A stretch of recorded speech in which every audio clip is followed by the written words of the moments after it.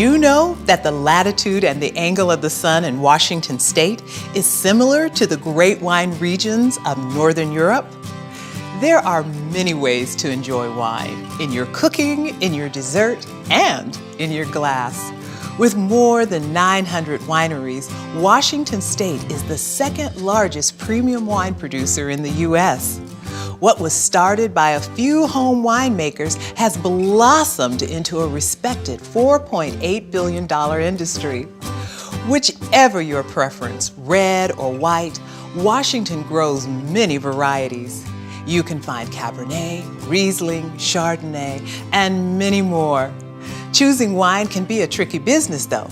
Typically, people choose to pair red wines with red meats like beef or lamb, and pair white wines with chicken, fish, and other seafoods.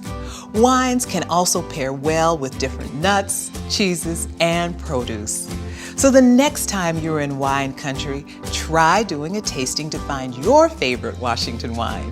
Whichever bottle you choose, you can't go wrong if it's a Washington State wine. Cheers!